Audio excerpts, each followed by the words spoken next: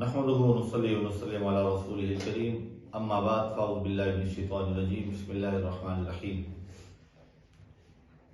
ولو اننا نزلنا اليهم الملائكه وكلمهم الموتى وحشرنا عليهم كل شيء قبلا ما كانوا ليؤمنوا الا ان يشاء الله ولكن اكثرهم يجهلون صدق الله العظيم. الصلاة والسلام عليك يا رسول الله وعلى آلك واصحابك يا حبيب الله. سلسلہ تفسیر القرآن کی آج 8ویں نشست ہے. اس میں ہم قرآن مقدس کے 8ویں پارے کا خلاصہ تراویح پیش کرنے جا رہے ہیں. تراویح میں پڑھی جانے والی منزل کا اختصار کے ساتھ خلاصہ پیش کیا جاتا ہے. 8ویں پارے کا آغاز سورۃ الانعام کی آیت نمبر 111 سے ہوتا ہے اور سورۃ الاعراف کی آیت نمبر 87 پر اس پارے کا اختتام ہوتا ہے. اس بارے میں اللہ تعالیٰ کی وحدانیت، انبیاء کرام علیہ السلام کی دعوت، گزشتہ اقوام کے انجام اور انسان کی ہدایت کے اصول بیان کیے گئے ہیں. سورۃ الانعام کا جو بقیہ حصہ ہے جو 8ویں پارے کے اندر موجود ہے آیت نمبر 111 سے لے کر اختتام تک، اس میں ہدایت اور گمراہی اللہ رب العزت نے ارشاد فرمایا کہ ہم نے تمام نشانیاں بھیج دی ہیں، تب بھی کچھ لوگ ایمان نہیں لا رہے کیونکہ ہدایت دینا اللہ کے اختیار میں ہے. تو ہدایت اور گمراہی کے حوالے سے کنسپٹ اس میں بیان کیا گیا. اس کے بعد شرک کی تردید کہ جو لوگ اپنے خود ساختہ بتوں کی پوجا میں لگے ہیں اور اللہ کا شریک ٹھہراتے ہیں انہیں، وہ گمراہ ہیں، بے دین ہیں. اور تیسرا جو مضمون سورۃ الانعام کی باقی ماندہ آیات میں 8ویں پارے کے آغاز میں بیان ہوا وہ ہے انبیاء کی مخالفت. گزشتہ امتوں نے بھی اپنے انبیاء کی مخالفت کی، تکذیب کی، لیکن آخر کار حق غالب آ گیا. قرآن کی برکات بیان کی گئی کہ یہ کتاب سراسر ہدایت ہے، رحمت ہے اور برکت ہے، جس میں ہر مسئلے کا حل موجود ہے. اس کے بعد ہم دیکھتے ہیں کہ آغاز میں ہی 8ویں پارے کے آغاز میں ہی اسلامی اصول بیان کیے گئے حلال اور حرام کے حوالے سے. کھانے پینے کی بعض چیزیں حلال اور بعض چیزیں حرام، ان کا ذکر کیا گیا اور واضح کیا گیا کہ حرام چیزیں وہی ہیں جنہیں اللہ رب العزت نے بیان فرما دیا اور جن سے اللہ نے منع کر دیا. سورۃ الاعراف ہے. اس کے بعد اس کے مضامین میں نصیحت اور ہدایت، قرآن پاک کی بنیادی تعلیمات کا وہ خلاصہ دیا گیا ہے اور انسانوں کو نیکی اختیار کرنے کی اور ہدایت پر گامزن رہنے کی توفیق جو ہے نا وہ تلقین کی گئی. اس کے بعد جناب آدم علیہ السلام اور شیطان لعین کا واقعہ بیان کیا گیا. شیطان نے جناب آدم علیہ السلام کی زوجہ حضرت حوا علیہ السلام کے دل میں وسوسہ ڈالا اور وہ واقعہ پورا ڈیٹیل میں بیان ہوا اور دانہ گندم کھایا انہوں نے اور پھر جنت سے زمین پر تشریف لائے. تو اللہ نے انسان کو خبردار کیا کہ وہ شیطان کے دھوکے میں نہ آئے. تمہارے والد جناب آدم علیہ السلام کو بھی جو ہے وہ شیطان ان کا بھی دشمن تھا، تو بنی آدم کا یہ دشمن ہے. ماضی کی اقوام کا انجام بیان کیا گیا. حضرت نوح علیہ السلام، جناب ہود علیہ السلام، جناب صالح علیہ السلام اور حضرت شعیب علیہ السلام اور دیگر انبیاء کی قوموں کا ذکر کیا گیا کہ انہوں نے کیسے کیسے اپنے نبیوں کی نافرمانی کی اور اللہ کے عذاب میں گرفتار ہوئے. اس کے بعد نیکی کی دعوت، امر بالمعروف اور نہی عن المنکر. اللہ تعالیٰ حکم فرماتا ہے کہ بھلائی کی طرف بلاؤ اور برائی سے روکو اور صبر سے کام لو. اس کے بعد ہے اللہ کی رحمت کا بیان. اللہ کی رحمت اس کے غضب پر غالب ہے اور اگر کوئی سچے دل سے توبہ کرے تو اللہ تعالیٰ اسے معاف فرما دیتا ہے. تو اگر ہم غور کریں تو 8ویں پارے میں بنیادی طور پر توحید، نبوت، آخرت اور سابقہ امتوں کا انجام اس پر روشنی ڈالی گئی ہے اور انسان کو یہ نصیحت کی گئی ہے کہ وہ گناہوں سے بچ کر سیدھے راستے پر چلے اور انبیاء کی تعلیمات پر عمل کرے تاکہ دنیا اور آخرت میں وہ کامیاب ہو جائے. اللہ تعالیٰ نے سورۃ الانعام کی آیت نمبر 112 میں ارشاد فرمایا وَكَذَلِكَ جَعَلْنَا لِكُلِّ نَبِيٍّ عَدُوًّا. ہم نے ہر نبی کا دشمن بنایا شیاطین الانس والجن، جنوں اور انسانوں میں سے شیاطین.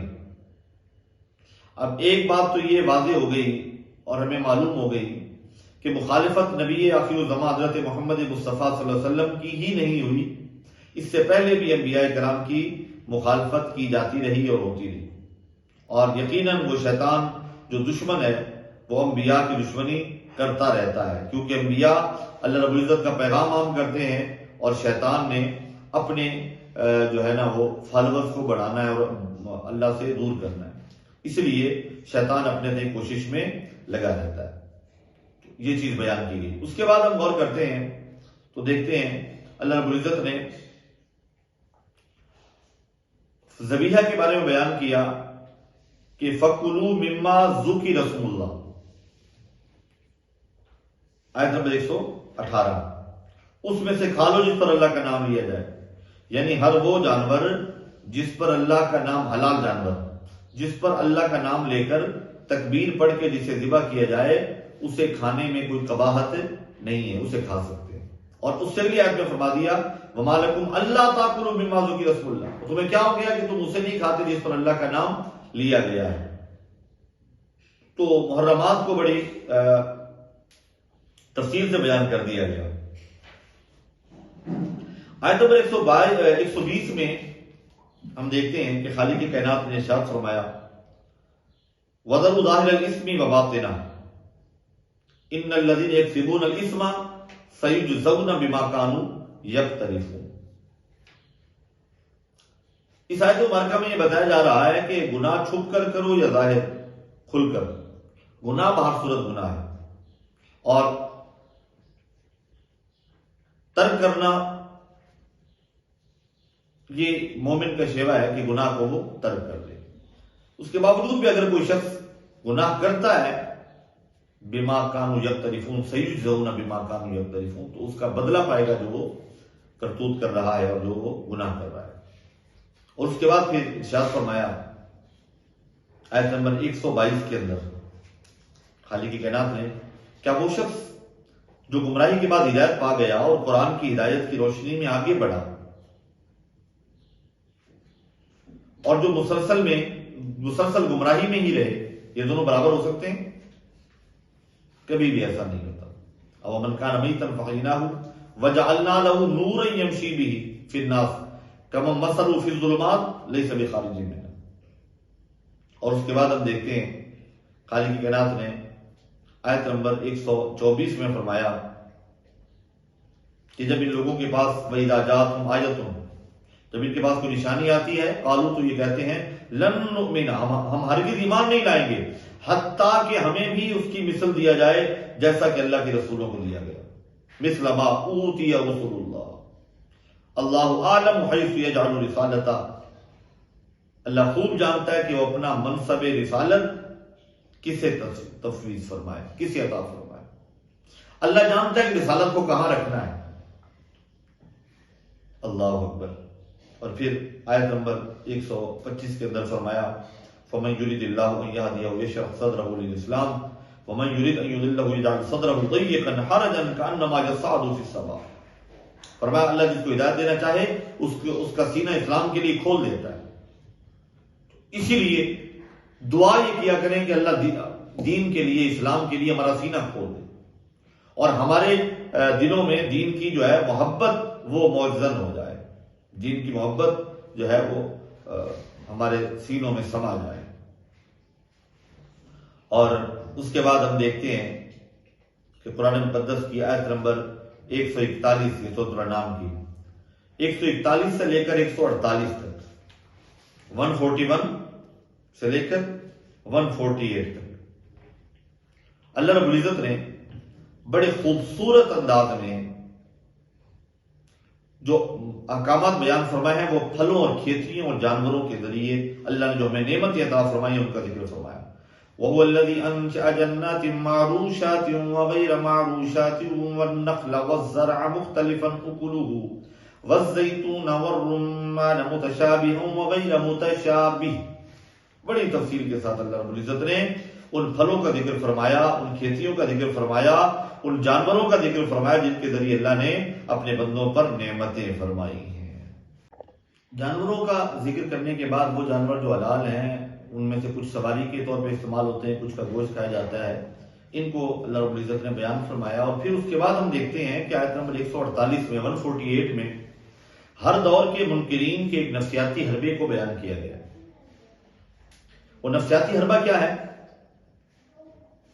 وہ کہتے ہیں کہ ہم جو کچھ کر رہے ہیں وہ اللہ کی مرضی ہے، اللہ نہ چاہتا تو ہم کیوں کرتے. اس نفسیاتی حربے کو بیان کیا گیا. سیقول الذین اشرکوا لو شاء اللہ ما اشرکنا. وہ کہتے ہیں، وہ کہنا ان کا کیا ہے کہ لو شاء اللہ، اگر اللہ چاہتا ما اشرکنا، ہم شرک نہ کرتے. اب یہ بیان کیا جا رہا ہے کہ مشیت اللہ کی اور ہے، اللہ کی رضا اور ہے. مثلا مجرم کو سزا دینا یہ اللہ کی مشیت ہے، لیکن اس کی رضا یہ ہے، مالک کی اور خالق کی رضا یہ ہے کہ اس کی نافرمانی نہ کی جائے، گناہ نہ کیا جائے.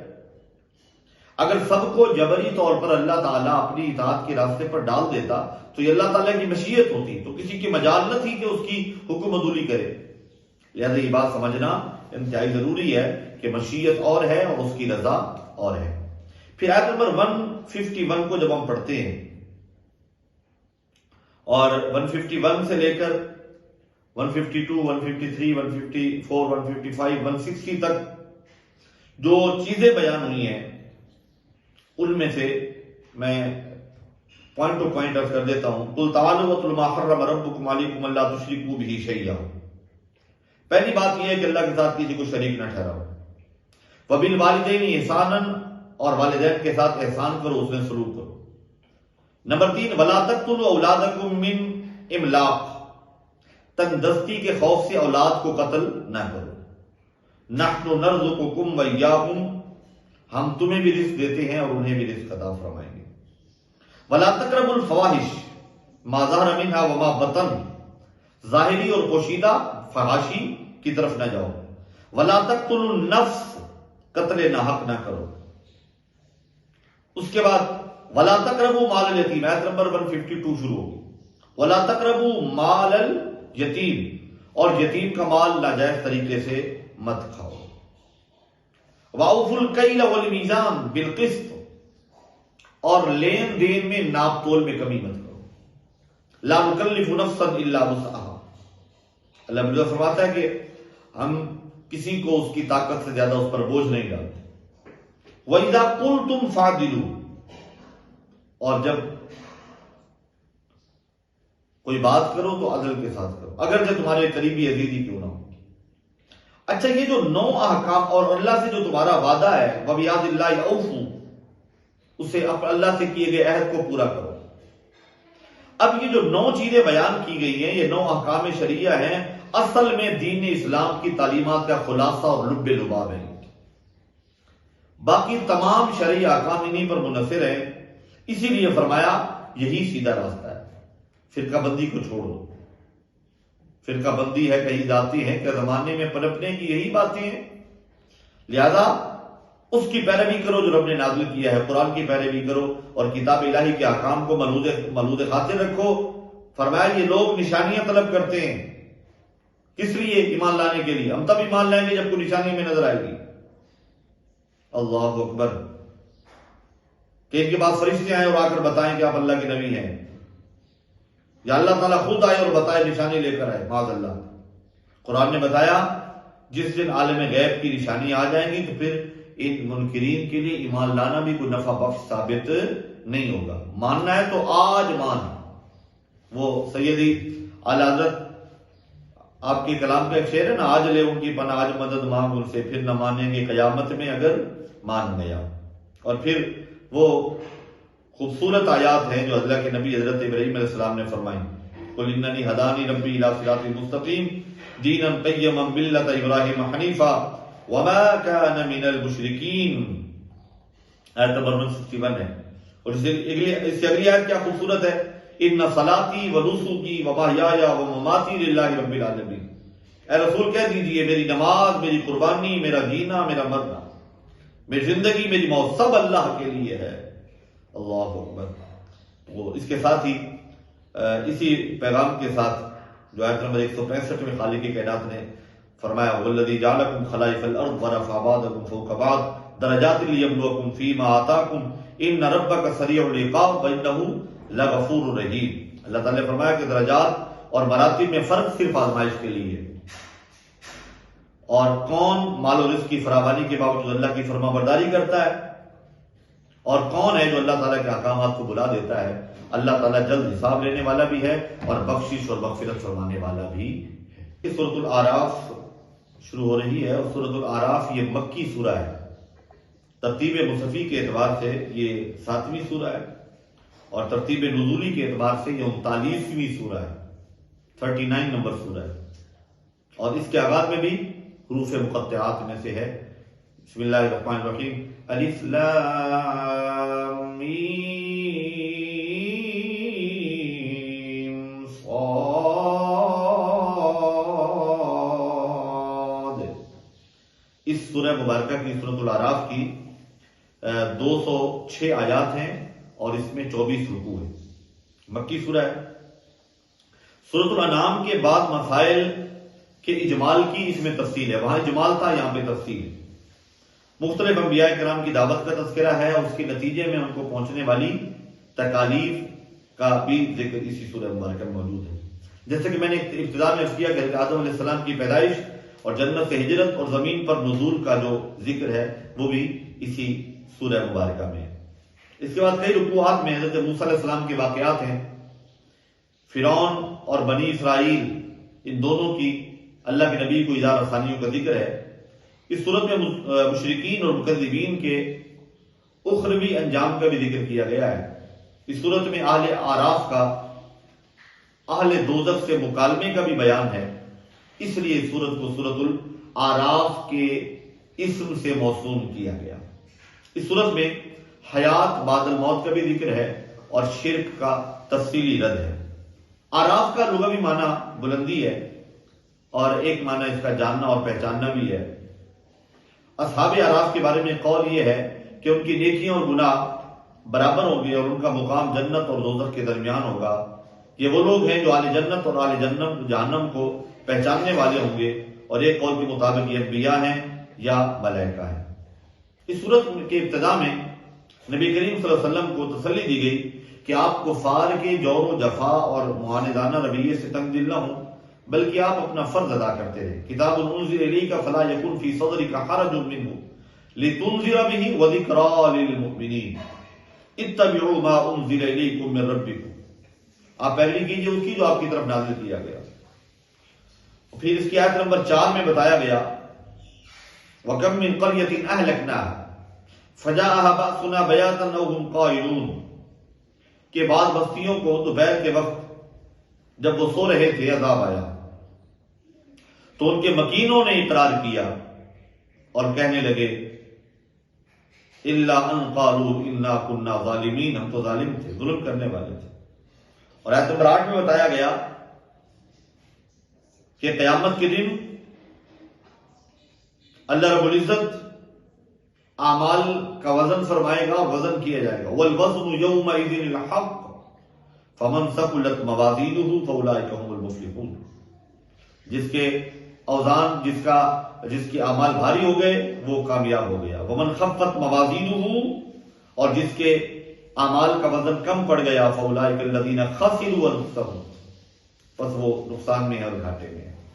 اور پھر آیت نمبر 10 میں اللہ تعالیٰ فرماتا ہے وَلَقَدْ مَكَّنَّاكُمْ فِي الْأَرْضِ وَجَعَلْنَا لَكُمْ فِيهَا مَعَائِشَ، کہ ہم نے تمہیں زمین میں آباد کیا اور تمہیں یہاں پہ ذرائع معاش مہیا فرمایا۔ اور پھر انسان کی تخلیق کا ذکر ہے، کیا خوبصورت انداز میں تخلیق انسانی کا ذکر کیا جا رہا ہے۔ وَلَقَدْ خَلَقْنَاكُمْ ثُمَّ صَوَّرْنَاكُمْ ثُمَّ قُلْنَا لِلْمَلَائِكَةِ، ہم نے تمہیں پیدا کیا اور پھر تمہیں صورت عطا فرمائی اور پھر ہم نے کہا فرشتوں سے سجدہ کرو آدم، سب نے سجدہ کیا مگر ابلیس جو ہے اس نے نہیں کیا۔ لم یکن من الساجدین، وہ سجدہ کرنے والوں میں سے تھا ہی نہیں، اپنی سرکشی کی۔ اس نے پوچھا گیا ما منعک الا تسجد، تجھے کسی نے روکا ہے کہ تو سجدہ نہ کرے کہ جب کہ تجھے حکم دیا جا رہا ہے؟ تو اس نے کہا انا خیر منہ، میں بہتر ہوں، خلقتنی من نار وخلقتہ من طین، مجھے تو نے مٹی سے آگ سے پیدا کیا ہے اور اسے تو نے مٹی سے بنایا۔ اس کے منہ سے جملہ نکلا وہ انانیت کا تھا اور میں کا تھا، تکبر کا تھا، غرور کا۔ تکبر عزازیل را خوار کرد، بزندان لعنت گرفتار کر۔ شیخ سعدی فرماتے ہیں کہ تکبر نے انسان کو، شیطان کو، ابلیس کو ذلیل کر دیا، خوار کر دیا، اور لعنت کے زندان میں قیامت تک کے لیے قید کر دیا۔ اب ہر وقت اس پر لعنت ہی برستی۔ وہ کسی بزرگ صوفی نے کہا تھا، حضرت باب اللہ شاہ رحمۃ اللہ تعالی علیہ، آپ فرماتے ہیں کہ پھلا دا تو اتر بڑا، اترا دا پھر کٹ دریا، مچھلیاں وانگو تاریاں لا، پھر بھی تیری بو نہیں مکنی، پہلے اپنی میں مکا۔ اور راجن پور کی دھرتی پر لیٹے ہوئے کوٹ میٹھن کے تاجدار خواجہ غلام فرید فرماتے ہیں، ای میں کو مار کے مونج چکر نکی کر کے کٹ، بھرے خزانے رب دے جی میں دل آکھی وت لٹ۔ یہ جو میں ہے نا، ای میں کو شالا مار کوئے بدی یار کلو نکلے دی۔ یہ انانیت اور غرور اور تکبر انسان کو کہیں کا نہیں چھوڑتا۔ اور پھر جب وہ لعنتی بنا کے نکال دیا گیا شیطان کو، تو اس نے کہا لَآتِيَنَّهُم مِّن بَيْنِ أَيْدِيهِمْ وَمِنْ خَلْفِهِمْ وَعَنْ أَيْمَانِهِمْ وَعَنْ شَمَائِلِهِمْ۔ یہ آیت نمبر 17 ہے سورۃ الاعراف کی، کہ اللہ میں تیرے بندوں کو آگے پیچھے دائیں بائیں ہر طرف سے ان پر حملہ آور ہو جاؤں گا، اور ہر اکثر کو میں تیرا شکر کرنے والا نہیں چھوڑوں گا۔ لیکن قربان جاؤں، میرے رب نے دو سائڈیں پھر بھی رکھی ہیں، دائیں بائیں آگے پیچھے شیطان گھیرے ڈال لیتا ہے، لیکن اگر بندہ ہاتھ اٹھا لے، ہاتھ بلند کر لے، آسمانوں کی طرف ہاتھ بلند کر کے مانگے تو اللہ دعا قبول کرتا ہے، سر سجدے پہ جھکا لے تو اللہ معاف فرما دیتا ہے۔ اس کے بعد حضرت آدم علیہ السلام کو جنت میں جب ٹھہرایا گیا، یا آدم اسکن انت وزوجک الجنت، آیت نمبر 19 میں اللہ بیان فرماتا ہے، کھاؤ سب کچھ لیکن ایک درخت کے قریب نہیں جانا۔ شیطان نے آ کر وسوسہ ڈالا حضرت اما حوا سلام اللہ علیہ کے دل میں کہ اگر یہ درخت اس کے قریب چلے گئے تو آپ فرشتے بن جائیں گے، یا آپ کو دائمی زندگی مل جائے گی۔ بس پھر کیا تھا، دانے گندم کھانے کی دیر تھی، حکم ہوا کہ زمین پہ اتر جائیں۔ تو سب سے پہلے جو معاملہ ہوا وہ یہ تھا کہ حضرت آدم و حضرت حوا سلام اللہ علیہ ان کا لباس واپس لے لیا گیا۔ تو ایک بات ذہن نشین رہے، شیطان ازل سے انسان کا دشمن ہے اور انسان کو بے لباس کرنا چاہتا ہے۔ آج بھی ہم جب دیکھتے ہیں فحاشی اور عریانی، تو ہمیں سمجھ جانا چاہیے کہ فحاشی اور عریانی کو سپورٹ کرنے والے اور بے حیائی کو فروغ دینے والے یقیناً وہ شیطان کے نمائندے ہو سکتے ہیں، رحمان کے بندے نہیں ہو سکتے، کیونکہ رحمان اپنے بندوں کو چھپانا چاہتا ہے، ان کے عیوب کو چھپانا چاہتا ہے، لیکن شیطان انہیں بے پردہ کرنا چاہتا ہے اور بے لباس کرنا چاہتا ہے۔ اور پھر یہی بات دیکھیں اسی سورہ مبارکہ میں آگے چل کے آیت نمبر 26 میں اللہ فرماتا ہے، یا بنی آدم قد انزلنا علیکم لباسا یواری سواتکم وریشا، تاکہ ہم نے نازل کیا تمہارے لیے لباس، یعنی اللہ ہمیں لباس عطا فرماتا ہے اور لباس عطا فرما رہا ہے، اور شیطان بے لباس کرنا چاہتا ہے۔ اب یہ دیکھنا ہے کہ ہم نے بندہ رحمان بننا ہے یا شیطان کے پیروکار بننا ہے، جس کے بارے میں بار بار اللہ فرماتا ہے وَلَا تَتَّبِعُوا خُطُوَاتِ الشَّيْطَانِ، شیطان کے پیچھے مت چلنا، شیطان کے پیچھے مت چلنا۔ اس کے بعد ہم دیکھتے ہیں انبیاء کرام کا تذکرہ ہے، اور اللہ رب العزت نے اپنے پیارے انبیاء کا ذکر کیا، اور اس میں بھی ہمارے لیے بہت سارے، قوم ہود کا ذکر ہوا، قوم عاد کا ذکر ہوا۔ آیت نمبر 65 کو جب ہم پڑھتے ہیں تو اس میں اللہ رب العزت نے حضرت ہود علیہ السلام اور ان کی قوم عاد کا ذکر کیا۔ وَإِلَىٰ عَادٍ أَخَاهُمْ هُودًا قَالَ يَا قَوْمِ اعْبُدُوا اللَّهَ مَا لَكُم مِّن إِلَٰهٍ غَيْرُهُ۔ نبی ہر دور میں، اس سے پہلے حضرت نوح علیہ السلام کا تذکرہ، لَقَدْ أَرْسَلْنَا نُوحًا إِلَىٰ قَوْمِهِ۔ اب دیکھیں حضرت نوح علیہ السلام نے بھی تبلیغ فرمائی تو قوم سے کہا اے میری قوم اللہ کی عبادت کرو۔ حضرت ہود علیہ السلام نے بھی جب تبلیغ فرمائی اپنی قوم عاد کو تو فرمایا اعبدوا اللہ، اللہ کی عبادت کرو۔ اس کا مطلب یہ کہ سارے انبیاء نے یہی پیغام دیا کہ عبادت کرنی ہے تو اللہ کی کرنی ہے، جھکنا ہے تو اللہ کی بارگاہ میں۔ اور حضرت صالح علیہ السلام کا تذکرہ ہوا، اور جناب صالح علیہ السلام کی قوم انتہائی سرکش قوم تھی، انہوں نے بھی اپنی قوم سمود کو، حضرت صالح علیہ السلام کی قوم تھی قوم سمود، وَإِلَىٰ ثَمُودَ أَخَاهُمْ صَالِحًا قَالَ يَا قَوْمِ اعْبُدُوا اللَّهَ مَا لَكُم مِّن إِلَٰهٍ غَيْرُهُ۔ ہر نبی نے یہی پیغام دیا، اللہ کی عبادت کرو، اللہ کے علاوہ کسی اور کی عبادت نہ کرو۔ اور ہم دیکھتے ہیں کہ آیت نمبر 85 یہاں سے حضرت شعیب اور ان کی قوم اہل مدین کا تذکرہ کیا جا رہا ہے۔ وَإِلَىٰ مَدْيَنَ أَخَاهُمْ شُعَيْبًا، اللہ نے مدین کی طرف جناب شعیب علیہ السلام کو بھیجا، تو اہل مدین کی طرف حضرت شعیب علیہ السلام نبی بن کر آئے، اور جناب شعیب علیہ السلام یہ وہی ہیں جو حضرت موسیٰ علیہ السلام کے سسر ہیں، جن کے بارے میں علامہ اقبال نے کہا تھا نا، شبانی سے کلیمی 2 قدم ہے، اگر کوئی شعیب آئے میسر۔ حضرت شعیب علیہ السلام کی جو قوم تھی، اس میں جو کمی تھی، کوتاہی تھی، وہ یہ تھی کہ وہ کم تولتے تھے۔ انہیں حکم دیا گیا اوفوا الکیل والمیزان، وزن پورا کرو، تول پورا کرو۔ آج ہم میں ساری بیماریاں اکٹھی ہیں، وہ جو ان قوموں میں کوئی ایک ایک عیب پایا جاتا تھا، ہم میں سب اکٹھے ہیں، پھر بھی ہماری شکلیں اگر نہیں بدل رہی، ہم پہ عذاب نہیں آ رہا، تو وجہ یہ ہے کہ ہم امت مصطفیٰ صلی اللہ علیہ وسلم ہیں، اور ہمیں چاہیے کہ ہم رسول اللہ صلی اللہ علیہ وسلم کی اتباع کریں۔